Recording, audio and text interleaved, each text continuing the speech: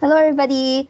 Welcome, everybody, and thank you for signing up for the Getting Started with YouTube workshop. We're also happy to have all of you here. As you may know, this workshop is part of TUFF, the Taylor's University Film Festival 2022. So before we begin, I will need to remind everybody about our house rules during this workshop. Number one, please turn off your microphone.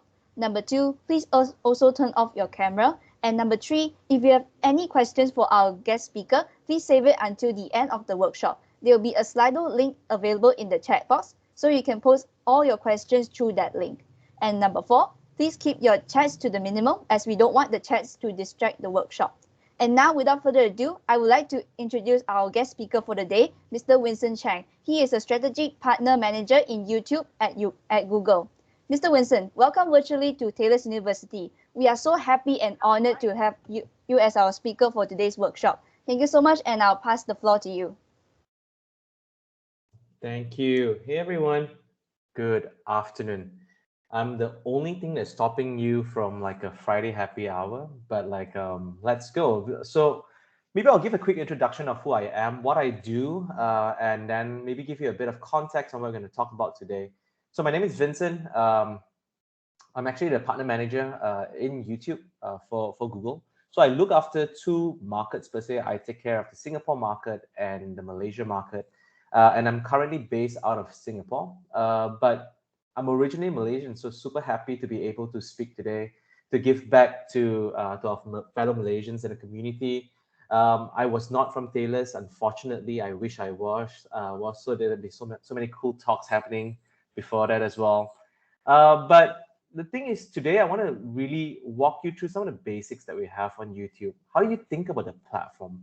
What really goes behind creating and storytelling? And really, the whole idea is to really inspire all of you and just showing you the possibility of what the platform can offer you and really where storytelling can take you.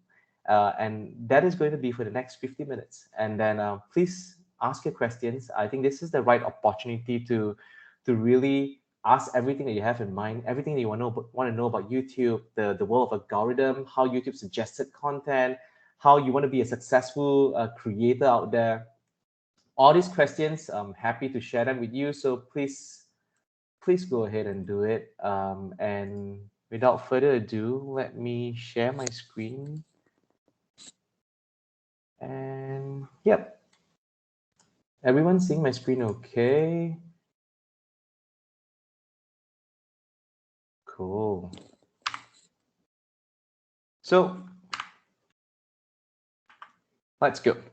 So today, just very briefly, this is what we're going to cover. I want to bring you through some, what are the first steps you think about, some content planning strategy, some publishing strategy, how to discover content, and really content performance. How do you look at your channel, stuff like that. I'm not quite sure how many people over here have a channel, but even if you don't have one, it's extremely easy with new tools like Shorts, which I'll bring you through later as well, on why you should really start creating on YouTube.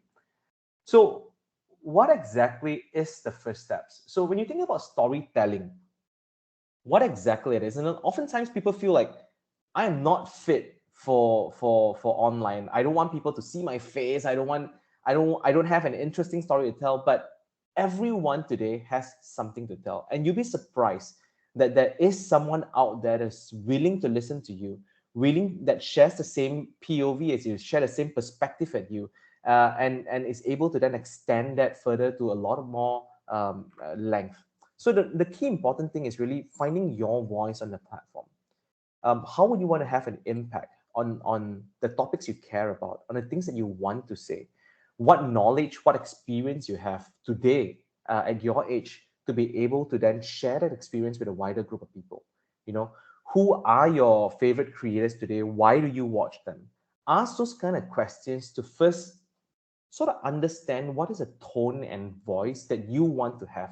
Now, today you can be someone else, but the world of digital, world of online is beautiful, right? Which means you can be an entirely different voice.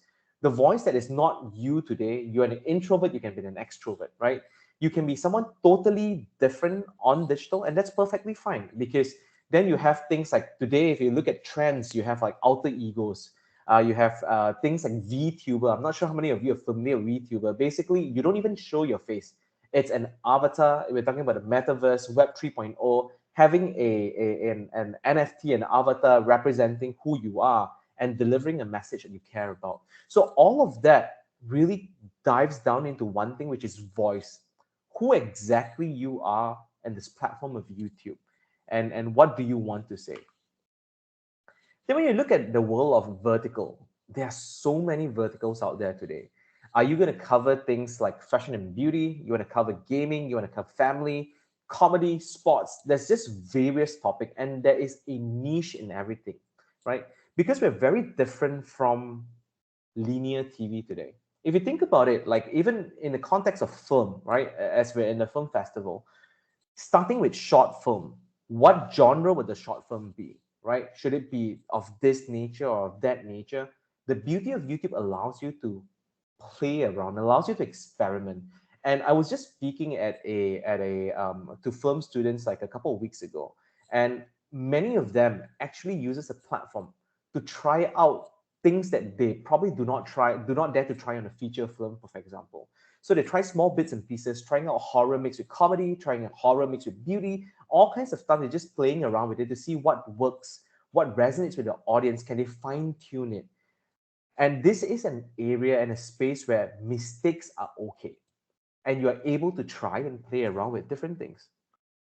Now, as you go along this whole journey, slowly you will understand like what is your voice, what is your brand. So today, if I, Vincent, go on and put a number of content, a series of content that defines me, that becomes my branding. Now, when that becomes my branding, how is that branding then being translated visually?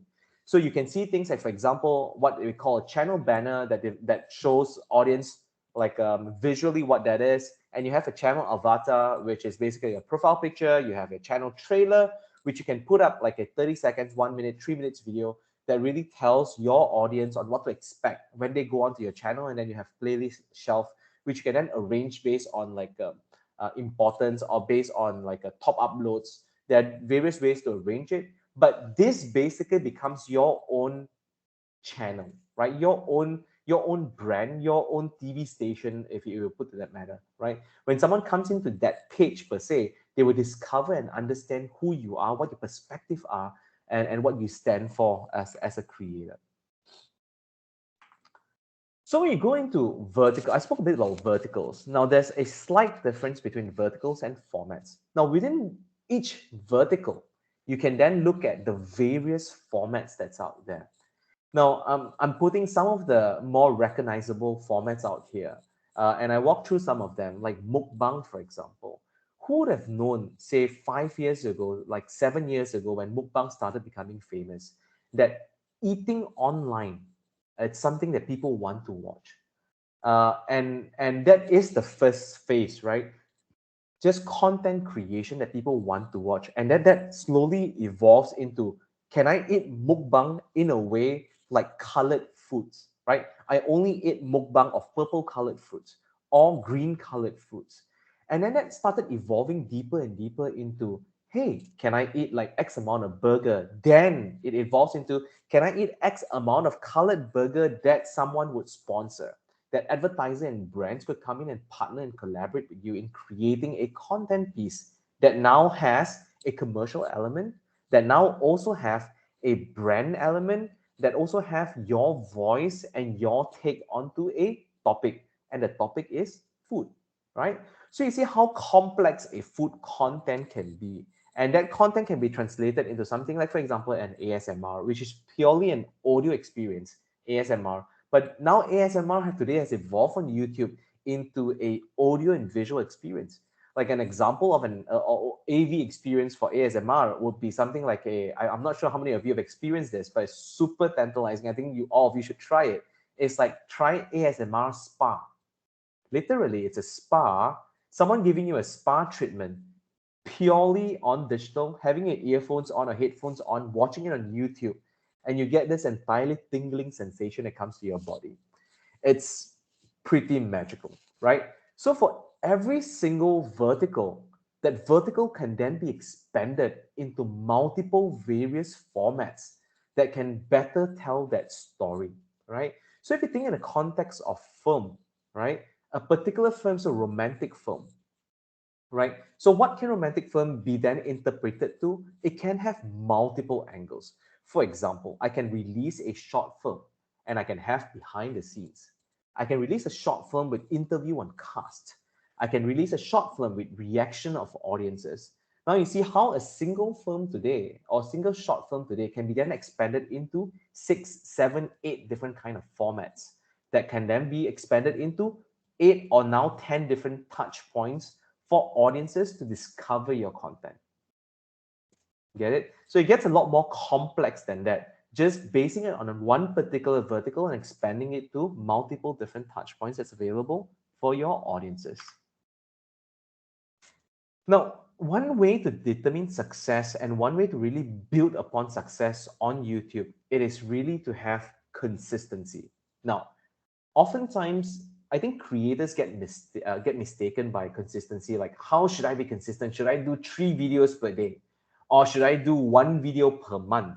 Or should I do 1 video per fortnightly? What exactly is the right consistency for my channel and for my brand? Now, today, creating on YouTube requires a set amount of consistency, but that consistency differs from creator to creator, right? When you look at a channel, a mega channel like Mr. Beast, for example, which he may upload once a week, like a top-notch content, but he may have some smaller content that comes in once, twice a week, or 3 times a week. It really depends. It depends on your capacity and your bandwidth to create a video.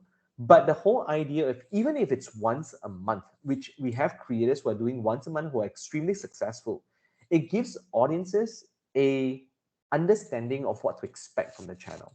They know what you are delivering and they will consistently come back to you because they understand that once a week you'll be putting out content that I would like, that I resonate with, that I want to come back and watch and interact with.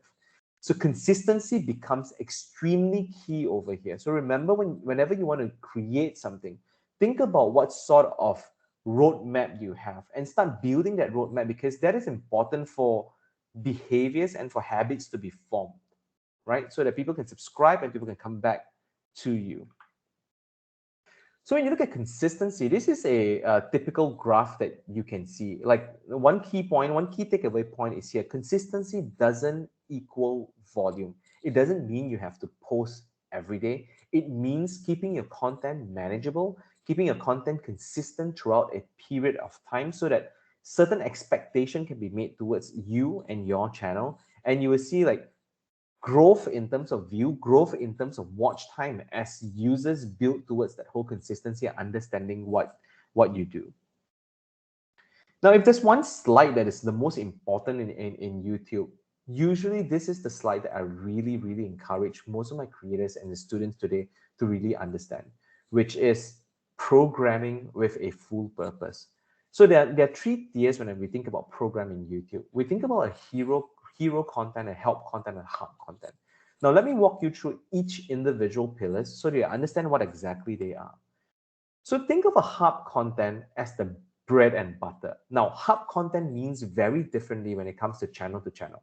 Now, let's take a normal channel for consideration. Let's talk about my channel. If I create a channel and my channel is Vincent's channel, right?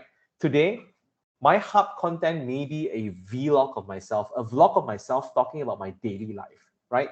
And I post that like 3 times a week.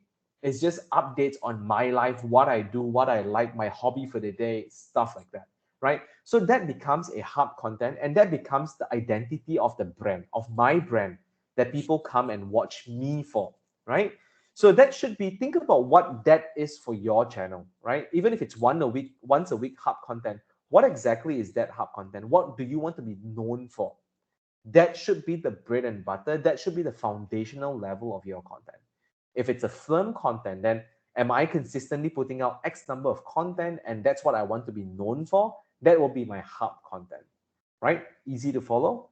But next comes the help content, which is a level deeper. This is more often than hero, but less than help. So help content basically are more evergreen. Say for example, if I have like a vlog content, right? So a help content, maybe I like to create healthy recipe videos, right?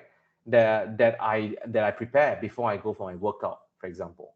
So these are videos of recipes which are essentially pretty different from my regular content, which is vlog content. I go into actual recipe making. I transform into a different vertical, which is food vertical rather than a personal and lifestyle vertical. Now I create a different content that people can come and watch. And this content can be timeless. You can watch it today, you can watch it tomorrow, you can watch it a month later, which will still make perfect sense. So think about that in your context, in your scenario, what that means for you in terms of help content. But then that gives another layer of content offering that people can come back and look for. Now, then comes the biggest sort of content. You think about hero content. If you think about like media companies and what a hero content is, like for example, Grammy Awards is a hero content, right? So like then you have like a typical music video, it's your hub content, and your sometimes celebrity interview is your help content, right? Think about it that way. So for me right now, my vlog content is my hub content. My recipe video, it's my help content, and my hero content will be probably my travel log, which I do maybe once a year. I travel to some place new for me, and I capture the entire experience, and that could be my hero content. So hero content will be the least, but probably the most effort put into it. It could be collaboration with different creators. It could be a partnership with like certain brands. It could be any of those sort of stuff. But those three pillars of contents then differ from one another, and it gives audience like an idea on what to expect from your channel. Cool. So this is basically the strategy in terms of content publishing when it comes to YouTube. It's important to think about it in three different light. If you look at a channel like I was saying, I was quoting Mr. Beast, you will see very, very different. Like today, like the help content is the hub content is probably like just highlights of all the different things that they do, right? And you think about hero content for them, it's probably like the Squid Game recreation, very, very high quality, and involves like maybe 100 people instead of like two people from their normal recording and stuff like that. So that is how you then segregate it into three different pillars in terms of content offering. If you have questions, please input them to Slido, and then we can capture them later as well. And next is trends. And sometimes we have creators coming to us, it's like, yeah, I want to create something, but I don't know what to create. So the first question to ask is like, is there a particular topic that you're interested in? Say, for example, today I want to talk about games, right? I want to stream myself gaming. Then what game should I play? Should I play Dota? Should I play Mobile Legends? What game exactly should I play? Like trends give you a very good idea into what to expect. And we can share. I will share some example later on how to look at trends on Google Trends. I think that will be extremely interesting. Next, let's talk about collaboration. Just give me one moment. Just hold on.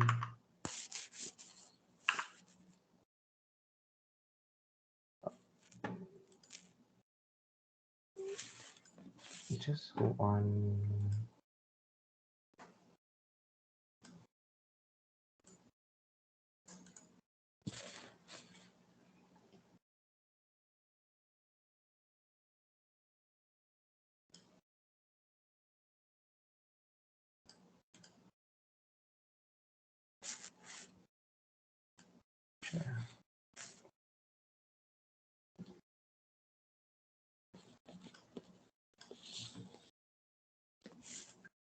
Cool.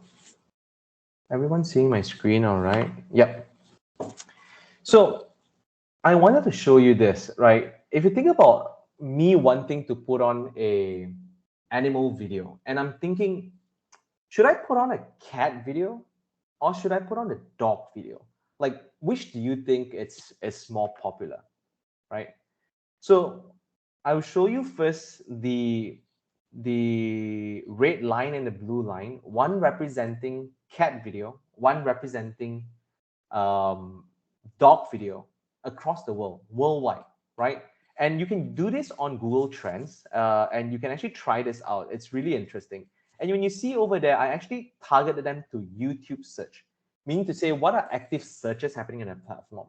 So I just want the attendees today, can you play around with your chat? And can you just take a wild guess? Like, what do you think is red? Which is more famous globally? Do you think people search for cat videos more? Or do you think people search for dog videos more on YouTube? I'll give you 5 seconds. I'll come back and look at the chat to see if there's any answers. Yeah, cool. Dr. Vidat say it's cats. We have some cat, we have some dogs. Cool. Right, so the answer is actually cats.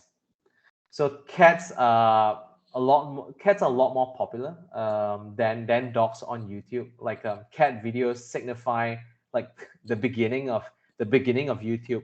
Beginning of YouTube were really all about cat videos.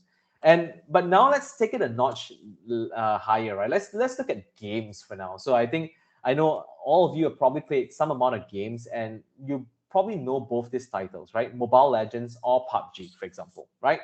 So now let's take a look at interest over time, Mobile Legend and PUBG.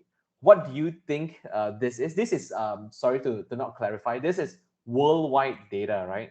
What do you think is more popular, Mobile Legends or PUBG? Just give me like a 3 seconds, like just type in your answer in the chat. I can see them. And what do you think? Yeah, low. You liking Mobile Legends may not make it more popular, but like we'll see. So yeah, the answer is PUBG. So globally, so you look at this is worldwide data for the last 12 months. PUBG is more popular. So today, let me give you the context of you creating a video today. So if you're creating a gaming video, and if your audience is meant to be a worldwide audience and you want to expand that beyond just Malaysia, then PUBG is probably a better game to play instead of Mobile Legends, right? So oftentimes these trends are able to then help you guide your content direction. You're able to then move towards the right sort of content to create. I know creating a cat video is more popular. I know creating a PUBG video is more popular globally. And next is, what do you think Malaysia is looking like? Right? So very quickly, Malaysia then becomes very different. Malaysia then Mobile Legends becomes more popular. So you can actually compare between 2 things, 3 things, 5 different things if you want to. You can compare, say, do you think cycling is more popular, or do you think like fishing is more popular? If I have a hobby, I want to create content. Or do you think horror is more popular or romance is more popular? Or if you want to use or you want to review certain, say for example, you watch a movie and I want to review movie, right? What movie should I review? Should I review an art house movie, or should I review a general movie? General movie, what movie? You can start comparing those different verticals, those different trends, and get an answer on like probably like this, I should do this more than I should do this. That gives you a very good idea and a good gauge on what is more popular. And trends is extremely powerful. So in order for you to access trends, it's free for everyone to use. Go to trends.google.com, right? So trends.google.com, right? That will be the place where you can actually use and interact with trends.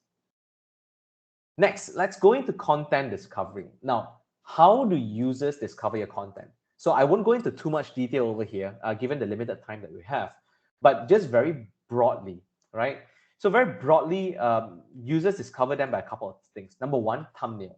This is the first thing that audience will actually see it visually, understanding what happens at the thumbnail. So thumbnail, usually we want you to create something that's very visually appealing, something that's very clear. When I see it, I know what to expect, or it entices me to know more.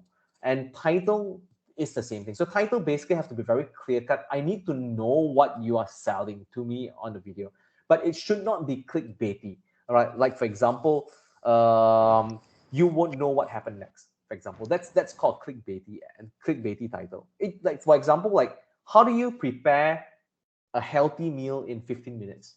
Now that is not clickbaity. That is very informative. I know within 15 minutes I will get a meal that is extremely healthy, and then I should watch the video. So title should be that way. Description is a more detailed, accurate description of the title. It helps. So description, what it does, it helps give keywords for audience to search for. So it's always good to populate the description. So when someone is searching for keywords that's within your description, your video can then be surfaced. And then length, obviously, do you want to do a short length, mid length, full length video? Same goes with film, short film, mid film, or full feature film, right? You can actually play with that and see what works for you better. Now, as time goes on, you will get better at this. You will know what sort of title works better for your channel, for your content. And thumbnail, it's all about try and error. So you can have a set of 3 thumbnails, 5 thumbnails, play around with it and see what works better for you. And you can change them if it doesn't work better and then monitor to see. So oftentimes YouTube, as I told you, mistake is everything, but data, it's really the key to your success. Understanding exactly what people like, don't like about your content, and being able to make that change in your next video helps you improve over a period of time.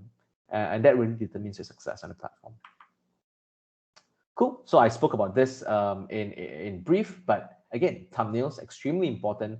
It catches the viewer's eyes and what to expect. Now, titles, again, titles sell the content, right? So be descriptive. And when you put on titles, it's important to think about titles as, would someone search for something like this, right? When I'm showing you like trends.google.com, that is what people are searching for.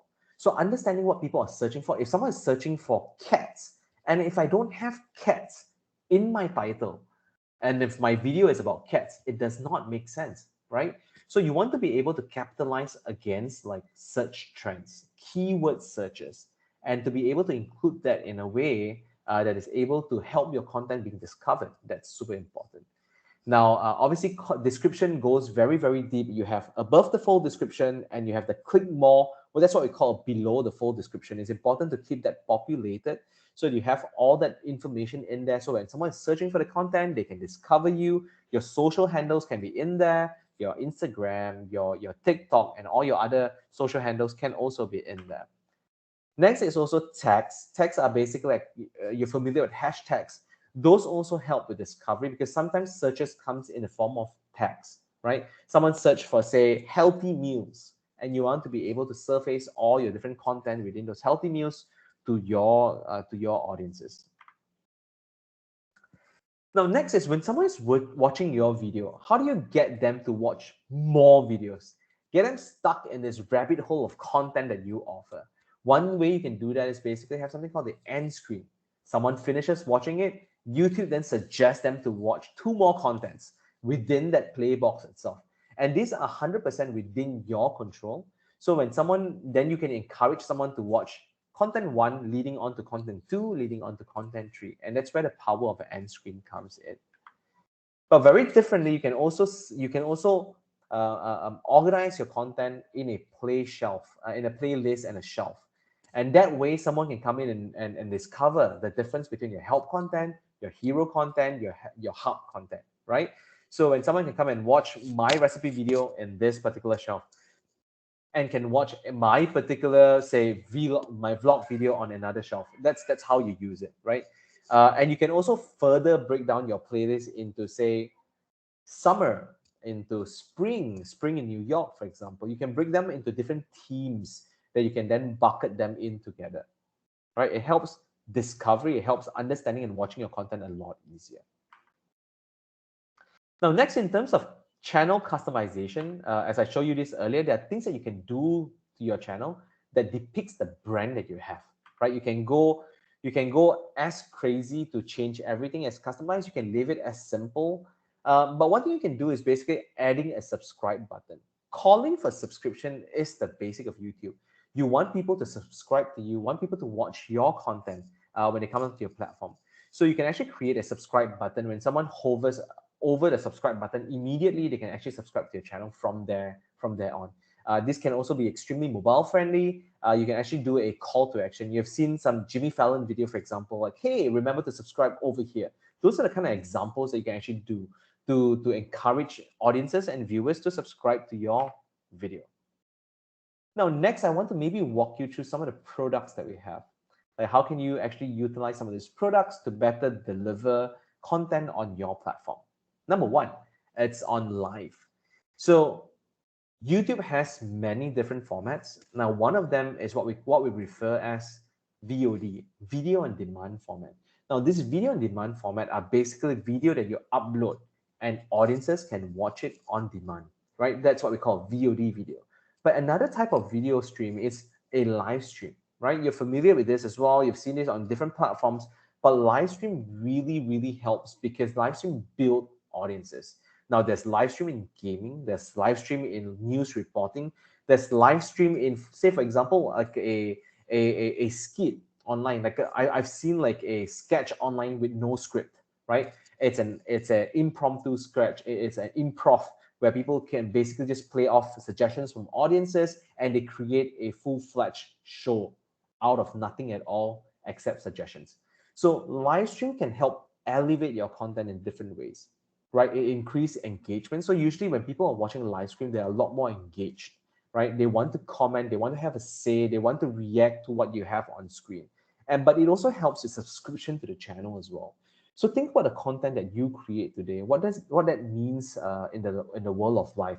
Some content doesn't need live at all, right? And that's perfectly fine. So think about what that means for your channel and for your brand, and can you execute live, and can you use this to the full potential? Next is premieres. Now, premieres are slightly different from live. Now, what premieres is it could be a VOD content. It could be a regular content upload, like on my healthy cooking, for example. And I want to interact with my fans, and I tell them, hey, 8 o'clock, I'm releasing my healthy cooking video. And we can organize a watch party, all of us going in there and like really watching it together, commenting it together with the creator yourself. And you can create engagement on the show itself. So premieres add another layer to your VOD content, which is the watchability layer. And you can watch with your fans, watch with your followers, and start interacting and engaging with them on a different level. And next is stories. Now, stories, very familiar. You've seen this on IG stories. Is basically it has a certain amount of time before it goes away. And stories are usually used as a behind the scene, as a sneak peek, as getting viewers intrigued and wanting to watch your content on VOD, right? So you use this to show, like, maybe we've seen like good way of using this is like behind the scenes, red carpet when a media company is doing like a award show, for example. So it gives you a different form, a different way to express yourself and what you want to tell from your main content. So it gives you different dimension and different spectrum of storytelling. And there's community tab. Now think of this as, if I were to quote an example, think of this like a social posting within YouTube itself. Now, there are many different ways to do this, right? You can actually use this as an update. You post, hey, I have a video coming up on Wednesday. It's talking about this. Here's a sneak peek. And that could be a community post, like rewarding your friend, telling them what's coming up. And then you can build excitement and engagement towards the main show. But you could also use this as a polling system, right? Asking them, hey, do you think I should create a video on healthy eating, but on this recipe A, recipe B, C, or D, which one would work better, you think? And get them to vote on it, and then you can create content. So how amazing is it right now? Being able to create content based on the exact feedback from your fans, telling you exactly what they want to watch. There's just no reason for you not to use it, right? You can use it as a GIF. You can post video links to promote your video, other people's video, and things that you're interested in. So think about this as a very dynamic solution into promoting the sort of content that you have. When you think of performance, I talk a lot about like the how. I talk a lot about strategy on how to approach content making, programming. Now here comes the more technical part to it, right? Understanding analytics and understanding performance, right? What determines a great content, right? A great content not by storytelling, a great content by data, right? So you can look at 3 things over here. And these 3 things are, for example, impressions. Impressions are how many times that particular video is being surfaced to an audience. Now, when someone watches a video, for example, today I go into youtube.com An impression is all the different videos that shows up on my screen. Now, but that doesn't mean that I will actually click on that particular video, right? A click of that video and watching that video is a view. So how do you convert an impression to a view? Usually a couple of things. Number one, thumbnail, right? I spoke about the importance of thumbnail. The more enticing a thumbnail is, the more likelihood I will actually click on it. So which is why thumbnail becomes very important. Number two, it is the title, right? So the title and the thumbnail are among the first thing that you see basically when you're watching the content, right? So it will determine whether is there higher chances or lower chances of me clicking on that particular content. Cool. And then when I click on the content and now I'm starting to watch the content, a watch time is basically how long do I spend watching that particular content. Say today you have a short story, you have a short film which is 3 minutes long, and you put it on the platform, and you realize that your watch time is only 15 seconds long. So then the question is this: what happened for the remaining 2 minutes and 45 seconds? Did people lose interest in the first 15 seconds? Is it good to understand maybe my first 15 seconds is not punchy enough to hold my audience for the next 2 minutes and 45? Should I give them like a taste? You show them a bit of what's going to happen next and then hold their interest into creating a more impactful storytelling. Maybe that could be a solution. Or do I want to create something more opaque, for example, and getting my audience guessing what's coming up next? So you need to ensure that the first like 15-20 seconds is more impactful if that's the data that you're seeing. So data points help you think about what to change, what to amend in your content, right? Sometimes it's the content itself, but sometimes it's as simple as the title, thumbnail, or your edits, for example, right? So this gives you a good idea on what to think about. So there are different analytics. I won't go through them, but essentially it's basically what I've covered before in terms of all that. But traffic sources is one that I did not cover earlier. Traffic sources help you understand where the audience discover you from. Are they discovering you from the homepage, or are they searching specifically for the content? If they're searching for you, should you play on that keyword a lot more in the future? So all those help you understand that a bit better. Now, cross-platform promotion is another thing. Now, I know that today, no one only has one social platform. Today, people are on multiple platforms. People are on YouTube. People are also on TikTok, Twitter, and all the Snap or whatever platform there is today. So how can you use the different platforms to give you the most amount of success, right? So how do you get them moving from one platform to the other, right? Teasing your IG audience that, hey, you want to watch this full video, it's sitting on YouTube, and leveraging on the strength of individual platform to achieve success on YouTube. So you should definitely play around on that. And this is one example to do that, right? So like, for example, putting your full YouTube video link on IG, getting them to watch and interact with your platform in the desktop environment or in the YouTube environment. Now, that is basically like really in the last 30-40 minutes, I give you a taste of what trends are able to do for you. How do you then find a voice on YouTube? How do you create and be consistent programming your content? What are the content strategy in terms of pillars and some data analytics guidance? I want to show you something new. New as in this is new to YouTube, which is the rise of short form video, right? So we call this shorts. Now, shorts is not entirely new as a format itself. Like you've seen short form video appearing on different platforms like IGTV, like TikTok. Those are short form video, and short form video today has become the forefront of storytelling. People want extremely fast storytelling. People want to conclude everything within like maximum 1 minute, 3 minutes, whatever it is, right? And people want to see it in a very raw manner. So it's not about going out there with your DSLR, with your RAID camera, with all these different fancy tools. Today it's all about just casual creation, which is why we continuously talk about everyone is a storyteller, right? You can actually pick up your phone, snap a video with your phone, and being able to deliver a content. Now, Shorts really enable you to do that. And the first thing that we have is basically what we call the Shorts camera. Now, Shorts camera, what you can do is basically, if today you go onto the YouTube app, you have the plus button at the bottom.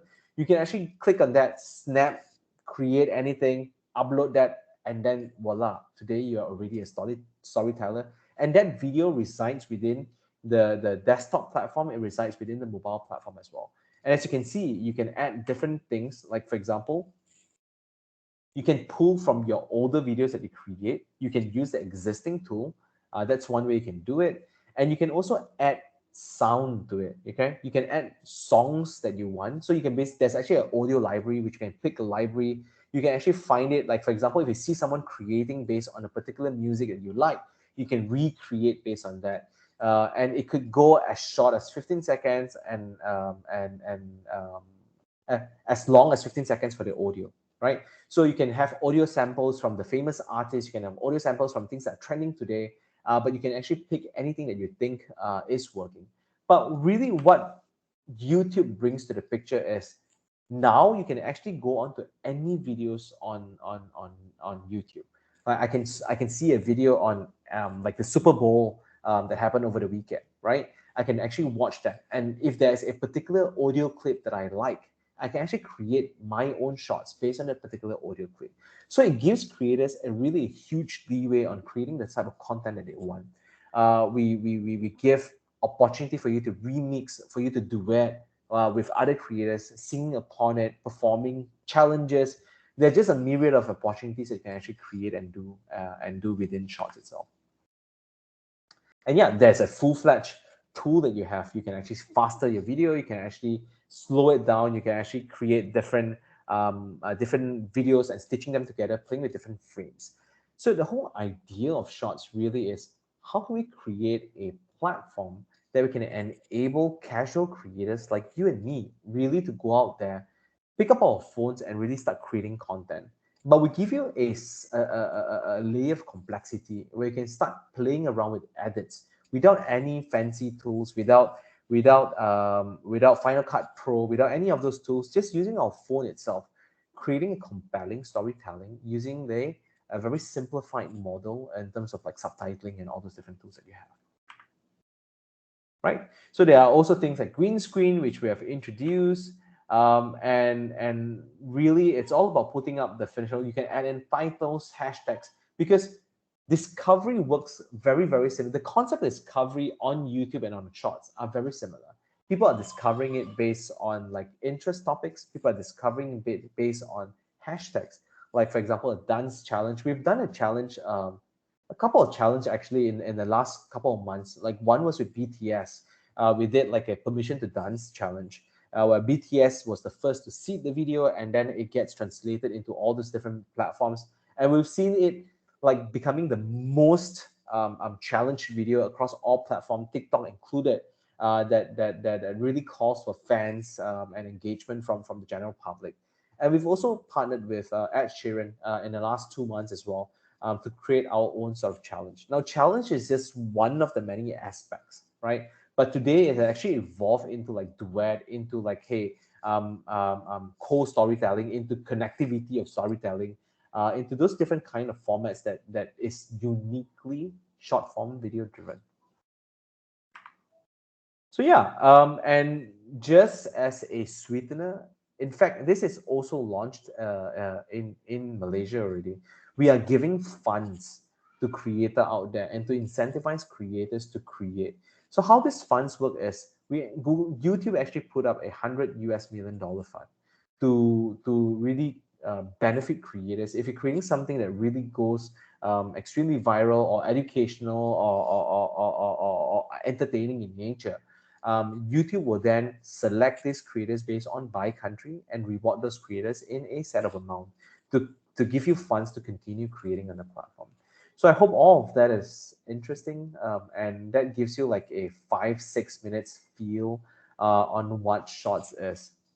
So with that, I end my presentation, and I hope to at least give you a brief understanding of what YouTube stands for, what's new on YouTube, especially on Shorts, And I also hope it inspires all of you to really find an angle, a voice that is really uniquely you, and don't deprive us of your story. Tell us a story and help us understand you a bit better.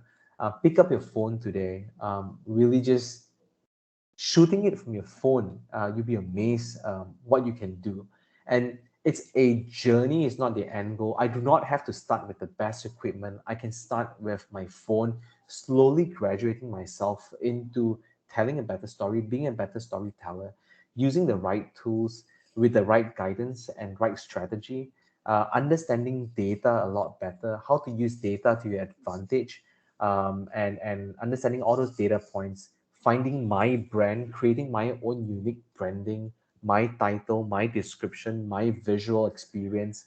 And ultimately, hopefully, that will also give you some amount of commercial success as well, right? Being able to then connect with brands who believe in your message, who wants to invest in you to do storytelling, or even one day just finding your own voice and creating your own firm and creating your own feature that really use YouTube sort of like a platform, a stepping ground to understand what doesn't work for you, what doesn't work for your audience, and to be able to achieve that in the long run.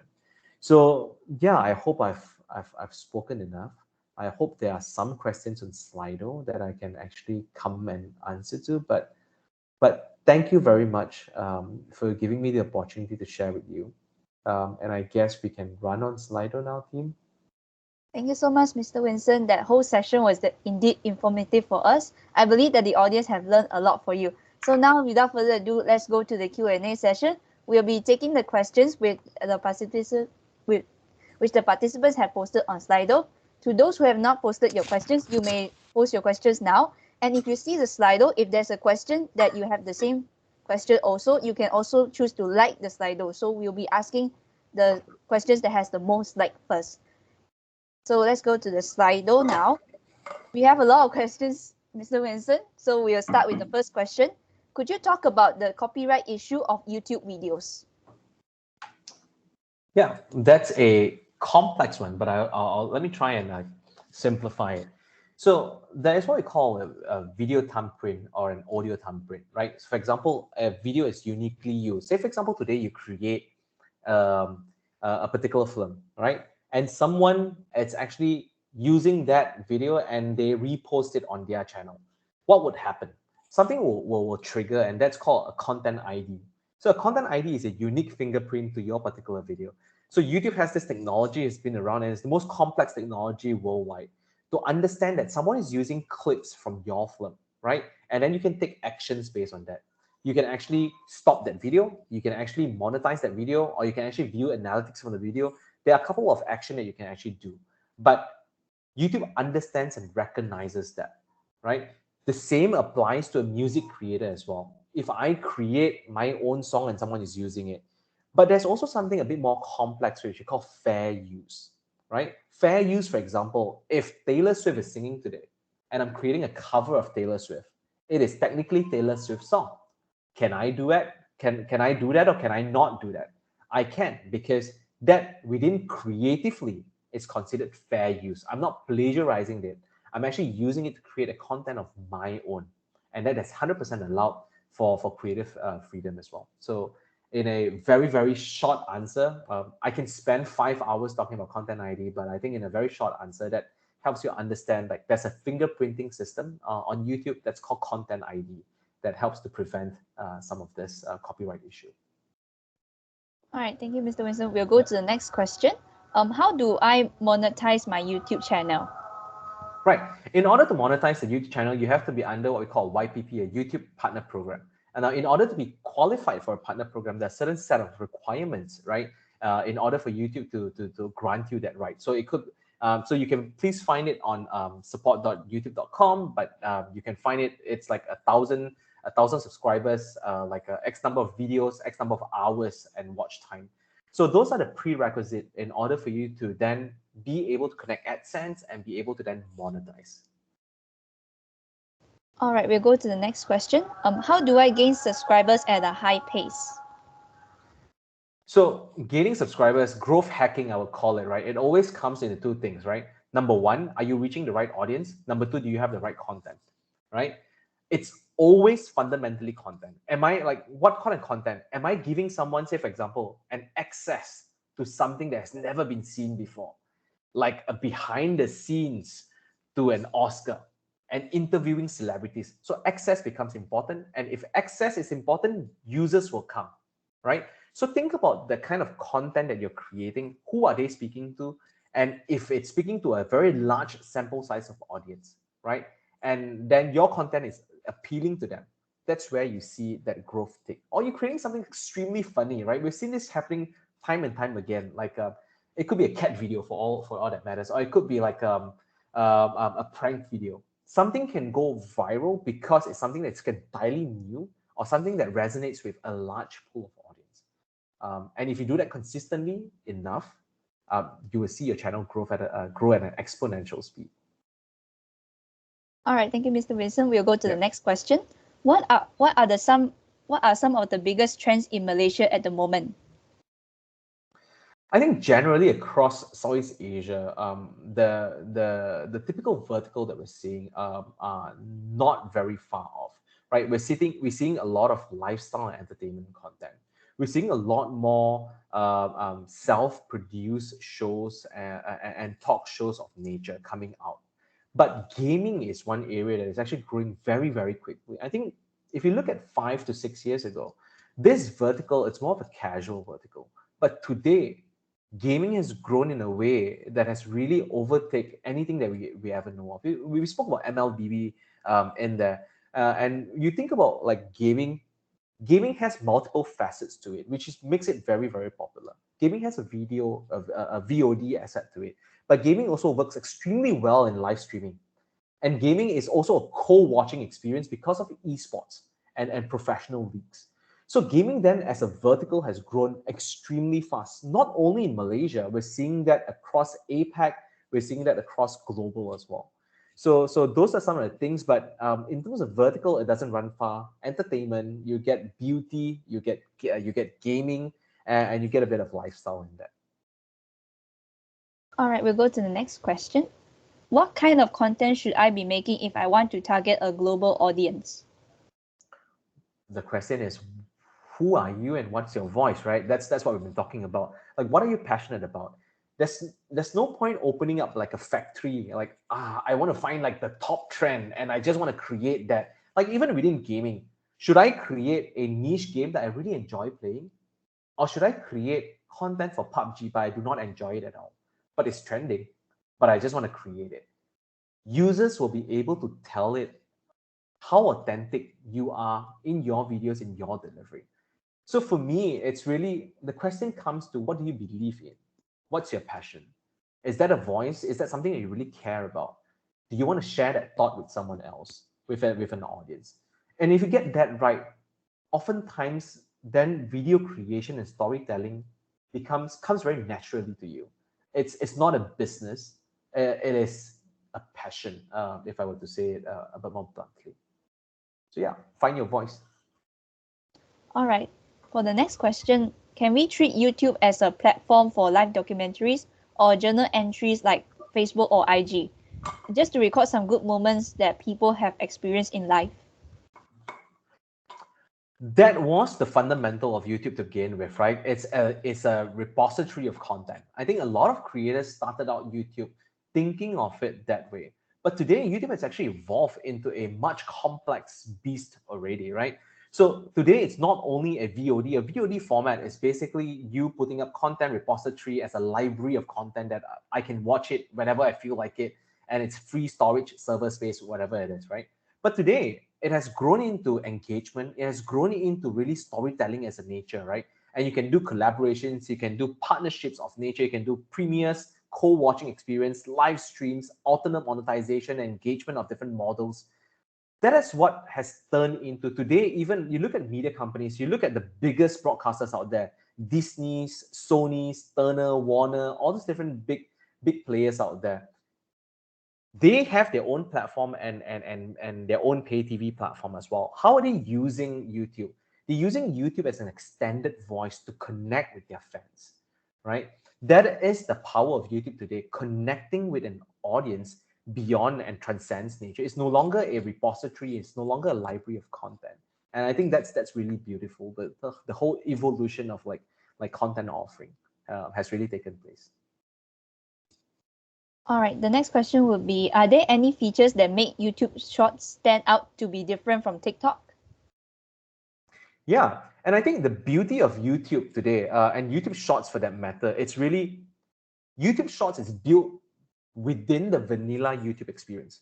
Now, what that means really is someone can watch your YouTube long form, right, and continue to consume shorts within that same channel itself.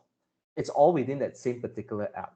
And someone can actually watch a long form video that's on YouTube, right, and then use particular clips of audio from that long form and to create a short form video. Now, think of it as two avenues in one. And really riding on the power of YouTube, an established platform, an established long form platform, to really create a separate entity within that itself. And I think that's extremely powerful. And search and discovery, you have the same content ID technology behind it, and that helps protect you and your content, all within Shorts. So yeah, that's essentially very different. Okay, sir. So the next question, can I add 3 second sniper from a movie in my vlog? Will this violate the rules? No, so it depends on how you're using it. So how are you using this 3 seconds, right? Are you showing like for example, if you're videotaping this from the cinema, that's illegal, right? But if you're showing it, for example, you're reacting based on a particular movie trailer that's out there. So you saw the new Batman trailer and you want to give your peace of mind on the Batman trailer, and you want to show like, this is how I would do it. I don't like this, I like this. Your pure reaction and your anticipation towards that movie is perfectly fine, right? That's fair use of content. So it really depends on how you're using it, in what form you're using it, and are you using it in a fair manner, or are you using it in a manner that is unfair to the rights owner? But yeah, you sure can. All right, I'll be asking the last question. Yeah. How about audio clips that are added to the video in terms of copyright issues? Same. So for any audio that you add to the video, so I'll take this on two different fronts. So let's take it on a Shorts front, right? On Shorts, you can actually add music and add audio. Now, everything that's on Shorts are cleared on rights. So there's no copyright issue when you include like audios from Shorts. That's perfectly fine. But when you do things on YouTube, on your main page itself, then you need to ensure that you have rights for the audio that you use. So these rights can be obtained via the rights holder, or you can actually just use rights-free music. We actually have an audio library, a YouTube audio library, which provides you all the rights-free music. And there are also different sources out there which you can actually use that really clears all rights already, so that you don't get claimed and you don't have issues in terms of music rights. All right, thank you so much, Mr. Vincent. So unfortunately, that's all the time that we have now. We will need to end this wonderful workshop. Again, thank you so much, Mr. Vincent, for being our speaker for today and sharing all this amazing knowledge with us. We really appreciate it. And also, thank you so much, everybody, all the participants in this workshop. You simply made this workshop possible. We are really grateful for your active participations and your questions. So this marks the end of our workshop. Take care and stay safe wherever you are. Thank you. Hey, take care, everyone. Thank you very much. See you again. Have a good weekend. See you. Bye.